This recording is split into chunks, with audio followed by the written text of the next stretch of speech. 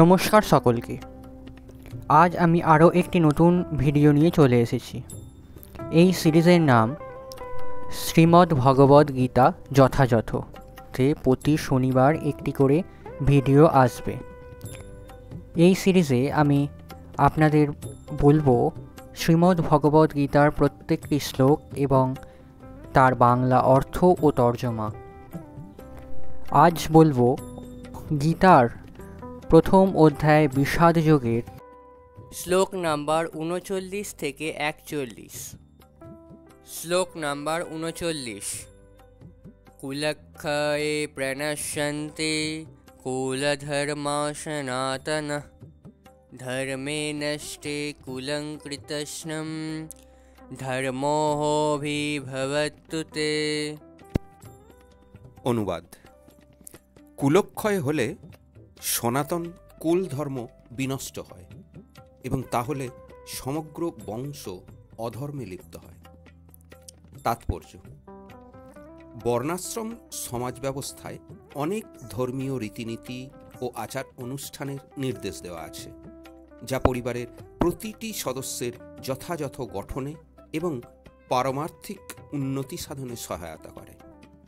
পরিবারের প্রবীণ সদস্যেরা পরিবারভুক্ত অন্য সকলের জন্ম থেকে আরম্ভ করে মৃত্যু পর্যন্ত এই ধরনের শুদ্ধিকরণ সংস্কারের দায়িত্ব পালন করে থাকেন। কিন্তু এই সমস্ত প্রবীণ সদস্যদের মৃত্যু হলে শুদ্ধিকরণের এই সমস্ত পারিবারিক প্রথা বন্ধ হয়ে যেতে পারে, আর তখন পরিবারের নবীন সদস্যরা অর্ধর্মোচিত আচরণে লিপ্ত হতে পারে এবং তার ফলে তাদের মুক্তির সম্ভাবনা চিরতরে নষ্ট হয়ে যায়। তাই কোনো কারণেই পরিবারের প্রবীণ সদস্যদের হত্যা করা উচিত নয়। শ্লোক নাম্বার ৪০। অধর্মাভিভবৎ কৃষ্ণ প্রদুষ্যন্তি কুলস্ত্রিয়ঃ স্ত্রীষু দৃষ্টাশুভস্নেয় জায়তে বর্ণশঙ্করঃ।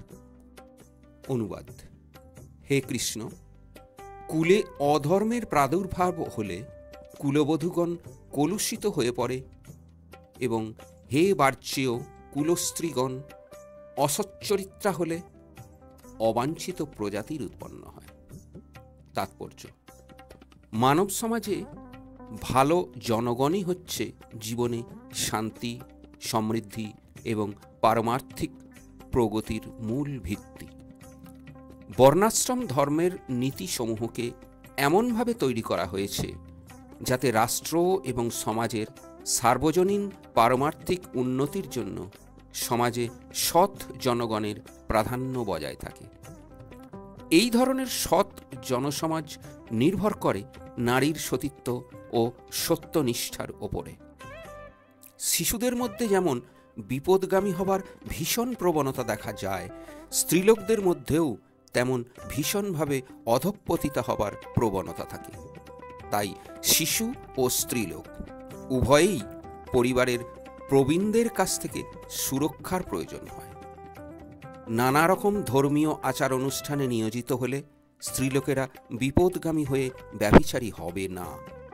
চাণক্য পণ্ডিতের মতে স্ত্রীলোকেরা সাধারণত অল্প বুদ্ধিসম্পন্না এবং তাই তারা বিশ্বস্ত নয়। তাই তাদের নানা রকম পারিবারিক ঐতিহ্যবাহী ধর্মানুষ্ঠানে সব সময় নিয়োজিত রাখা উচিত, আর তার ফলে তাদের সতীত্ব ও ভক্তি বর্ণাশ্রম পন্থায় অংশগ্রহণের যোগ্য সৎ মানুষের জন্মদান করবে। বর্ণাশ্রম ধর্ম ব্যর্থ হলে স্বভাবত স্ত্রীলোকেরা অবাধে পুরুষের সঙ্গে মেলামেশা করার জন্য সুযোগ পেয়ে যায়, আর এভাবে তারা অবাঞ্ছিত সন্তানাদির জন্মের ঝুঁকিপ্রবণ ব্যভিচারে লিপ্ত হয়। দায়িত্ব জ্ঞানহীন পুরুষদের জন্যও সমাজে ব্যভিচার প্রকট হয়ে উঠলে যুদ্ধ ও মহামারীর ঝুঁকিপূর্ণ অবাঞ্ছিত মানুষে সমাজ ছেয়ে যায়। শ্লোক নাম্বার ৪১। শঙ্কর নরকশৈব কুলগ্নং কুলস্য চ পতন্তি পিতরো হেষাং লুপ্তপিণ্ডোদকক্রিয়। অনুবাদ। বর্ণসংকর উৎপাদন বৃদ্ধি হলে কুল ও কুলঘাতকেরা নরকগামী হয়। সেই কুলে পিণ্ডদান ও তর্পণ লোপ পাওয়ার ফলে তাদের পিতৃপুরুষেরাও নরকে অধঃপতিত হয়। তাৎপর্য: কর্মকাণ্ডের বিধি অনুসারে পিতৃপুরুষের আত্মাদের প্রতি পিণ্ডদান ও জল উৎসর্গ করা প্রয়োজন। এই উৎসর্গ সম্পন্ন করা হয় বিষ্ণুকে পুজো করার মাধ্যমে, কারণ বিষ্ণুকে উৎসর্গীকৃত প্রসাদ সেবন করার ফলে সমস্ত পাপ থেকে মুক্তি লাভ হয়। অনেক সময় পিতৃপুরুষদের বিভিন্ন পাপের ফল ভোগ করতে হয় এবং অনেক সময় তাদের কেউ কেউ জড় দেহ পর্যন্ত ধারণ করতে পারে না, সূক্ষ্ম দেহে প্রেতাত্মা রূপে থাকতে বাধ্য হয়। যখন বংশের কেউ তার পিতৃপুরুষদের ভাগবত প্রসাদ উৎসর্গপূর্বক পিণ্ডদান করে, তখন তাদের আত্মা ভূতের জীবন অথবা অন্যান্য দুঃখময় জীবন থেকে মুক্ত হয়ে শান্তি লাভ করে। পিতৃপুরুষের আত্মার সদ্গতির জন্য এই পিণ্ডদান করাটা বংশানুক্রমিক রীতি এবং যারা ভগবত ভক্তিতে যুক্ত নয় তাদের এই ধরনের আচার অনুষ্ঠানের প্রয়োজন হয়। তবে যারা ভক্তিযোগ সাধন করেন তাদের এই ধরনের অনুষ্ঠান করার প্রয়োজন নেই। তারা কেবলমাত্র ভক্তিযোগ সাধন করার মাধ্যমেই শত সহস্র পূর্বপুরুষকে উদ্ধার করতে পারেন। যিনি সব রকম কর্তব্য পরিত্যাগ করে মুক্তিদানকারী মুকুন্দের চরণ কমলে শরণ নিয়েছেন এবং ঐকান্তিকভাবে পন্থাটি অবলম্বন করেছেন, তাঁর আর দেবদেবী, মুনি ঋষি, পরিবার পরিজন, মানব সমাজ বা পিতৃপুরুষের প্রতি কোনো কর্তব্য থাকে না। পরমেশ্বর ভগবানের সেবা করার ফলে এই ধরনের কর্তব্যগুলি স্বাভাবিকভাবেই সম্পাদিত হয়ে যায়। আজ এই পর্যন্তই। ভিডিওটা কেমন লাগলো অবশ্যই কমেন্ট করে জানাবেন। ভিডিওটা ভালো লাগলে চ্যানেলটা সাবস্ক্রাইব করবেন, পাশে থাকা বেল আইকনটি প্রেস করে দেবেন, লাইক, কমেন্ট এবং শেয়ার করবেন।